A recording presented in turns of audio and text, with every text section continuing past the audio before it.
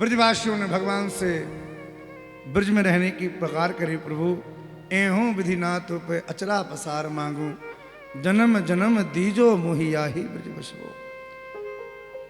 श्री सुखदेव जी महाराज अब थोड़ी देर के लिए मौन हुए, और जैसे ही मौन हुए सोई परीक्षित जी ने प्रश्न किया, प्रभु भगवान ने जिन गोपियों को वो आश्वासन दिया, वचन दिया, वो पूरा हुआ कि नहीं, कब किया, कृपा करके बताओ।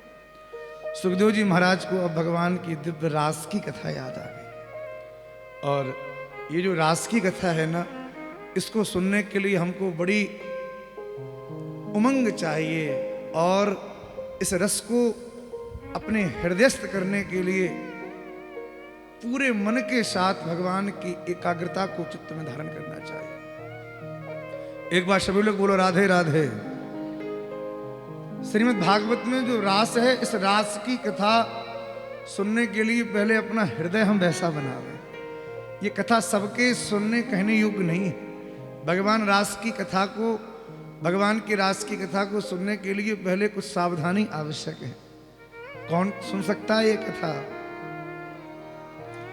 भगवान पिता रात्रि सरदोत्फुल्ल मल्लिका, वीक्षरन्तुं मनश्चक्रे योग माया।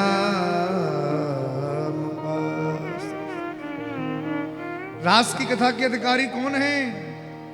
रास रहस्य के ते अधिकारी, जिनको मन मर गयो मिट गई वासना आशा।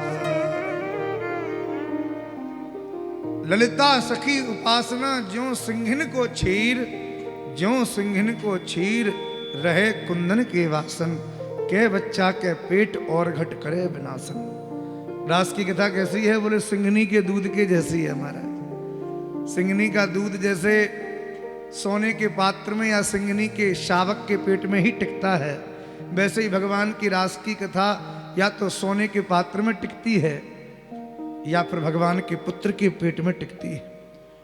सोने का पात्र क्या है? बोले ये जो हृदय है ना, ये भगवान के विरह में, प्रेम में इतना तपाओ।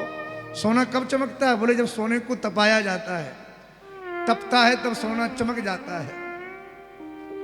और नाथ, ये हृदय जो है ना, ये भगवान के विरह में जले, तपे, सोने की तरह चमकने लग जाए, तब आप रास की कथा के अधिकारी।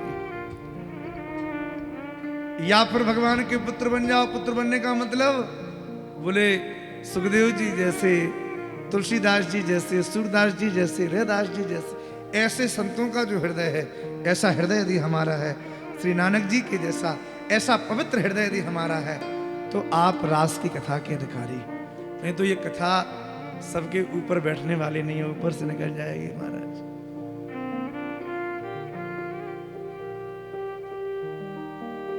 भगवान की दिव्य रास की लीला वर्णन कर रहे हैं सुखदेव जी महाराज। भगवान ने उन रात्रियों का स्मरण किया जो गोपियों को वचन दिया था।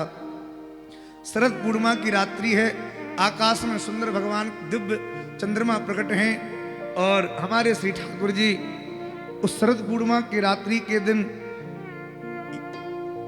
वीक्षरन्तुम मनश्चक्रे योग माया में पाश्रिता, अपने मन की रचना कर रहे हैं।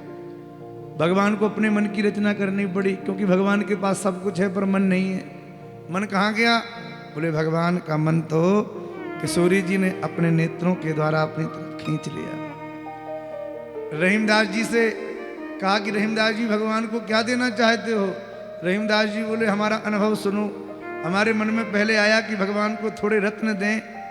रत्ना करस्तव गृहम, रत्न देने की बात आई तो तुरंत मन ने कहा किसको रत्न दे रहे हो? जो रत्नाकर समुद्र में ही रहता हो, जिसके घर में ही रत्न प्रकट होते हो, उनको हम रत्न दें? हीरा पन्ना पुखराज यदि भेंट करें तो हमारे घर की वस्तु हम ही को देने जैसा हो गया ना। हम आपके घर में जाएं, कोई वस्तु दिखाई पड़े, हम उठा के आपको ही भेंट कर दें। महाराज आप विचार करिए। तो रत्न भी नहीं देने, फिर क्या देना?